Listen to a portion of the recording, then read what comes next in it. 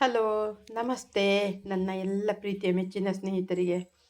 ಇದು ಏನು ಅಂತ ಹುಣಸೆಹಣ್ಣು ಗೊಜ್ಜು ಅಂತ ತಿಳ್ಕೊಂಡ್ರೆ ಅಲ್ಲ, ಹುಣಸೆಹಣ್ಣು ಹಾಕಿ ಮಾಡಿರುವಂಥ ಕಿತ್ಲೆ ಹಣ್ಣಿರ್ತದಲ್ಲ ಅದ್ರ ಸಿಪ್ಪೆ ಗೊಜ್ಜು. ಇದು ಹೇಗೆ ಮಾಡೋದು ನಾನು ನಿಮ್ಗೆ ಹೇಳ್ಕೊಡ್ತೀನಿ. ತುಂಬ ರುಚಿಯಾಗುತ್ತೆ. ಸಿಹಿಯಾಗಿ ಖಾರಾಗಿ ಹುಳಿಯಾಗಿ ಮಾಡ್ಕೊಳ್ಳಿ. ತುಂಬ ಟೇಸ್ಟಿ ಇರುತ್ತೆ. ನಿಮಗಿದು ದೋಸೆ, ಇಡ್ಲಿ, ಚಪಾತಿ, ಅನ್ನ ಎಲ್ಲದಕ್ಕೂ ಬರುತ್ತೆ. ಚಿತ್ರಾನ್ನ ಮಾಡಿಕೊಂಡ್ರೆ ಸೈಡಿಗೆ ಹಾಕ್ಕೊಂಡು ತಿನ್ಬೋದು. ಇದನ್ನು ಹೇಗೆ ಮಾಡೋದು ಅಂತ ನಾನು ನಿಮಗೆ ಸುಲಭದಲ್ಲಿ ಹೇಳ್ತೀನಿ.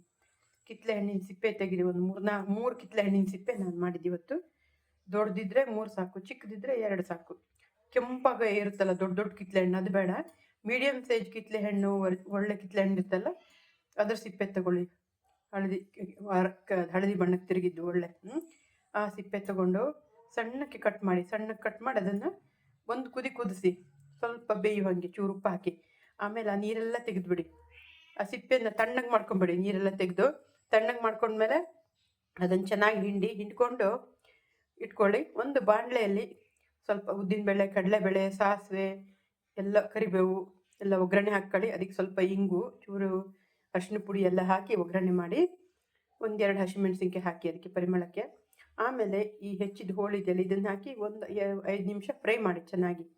ಸ್ವಲ್ಪ ಅದೆಲ್ಲ ಹೋಳು ಡ್ರೈ ಆಗುವಂಗೆ ಸ್ವಲ್ಪ ಮಟ್ಟಿಗೆ ಫ್ರೈ ಮಾಡಿ. ಸ್ವಲ್ಪ ಫ್ರೈ ಆಗಲದು. ಆಮೇಲೆ ನಂತರ ಹುಣಸೆಹಣ್ಣು, ಅದಕ್ಕೆ ಎಷ್ಟು ಬೇಕಷ್ಟು ಹುಳಿಗೆ ಹುಣಸೆಹಣ್ಣು, ಸ್ವಲ್ಪ ಬೆಲ್ಲ, ಆಮೇಲೆ ಉಪ್ಪು ಹಾಕಿ ಚೆನ್ನಾಗಿ ಕುದಿಸಿ. ಅದು ಪಾಕ ಬರಲಿ ಕುದ್ದು ಚೆನ್ನಾಗಿ. ಅವಾಗ ಅದು ಕಹಿ ಆಗಲ್ಲ. ಅದು ಕುದ್ದು ಗಟ್ಟಿ ಆಗುತ್ತಲ್ಲ, ಸ್ವಲ್ಪ ನೀರು ಜಾಸ್ತಿನೇ ಹಾಕಿರಿ ಹದದಲ್ಲಿ, 1-2 ರಂಗೆ ಚೆನ್ನಾಗಿ ಕುದ್ದು ಸ್ವಲ್ಪ ಪಾಕ ಬರ್ತಿಗೆ ಅದಕ್ಕೆ ಖಾರದ ಪುಡಿ, ಆಮೇಲೆ ಎಷ್ಟು ಬೇಕಷ್ಟು ಖಾರಕ್ಕೆ, ಆಮೇಲೆ ಸ್ವಲ್ಪ ಜೀರಿಗೆ ಪುಡಿ 1-2 ಚಿಟಿಕೆಯಷ್ಟು, ಆಮೇಲೆ ಕೊತ್ತಂಬರಿ ಕಾಳಿನ ಪುಡಿ ಅಂದರೆ ಧನಿಯಾ ಪುಡಿ ಒಂದು ಸ್ವಲ್ಪ ಜಾಸ್ತಿ ಹಾಕಿ, 1 ಚಮಚ, 1/4 ಚಮಚ. ಜೀರಿಗೆ ಪುಡಿ 1/4 ಚಮಚ ಸಾಕು.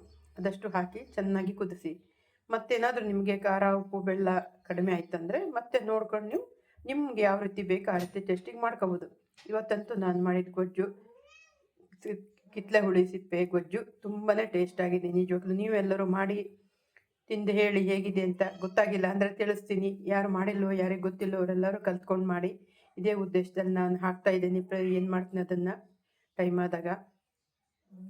ಧನ್ಯವಾದಗಳೆಲ್ಲರಿಗೂ.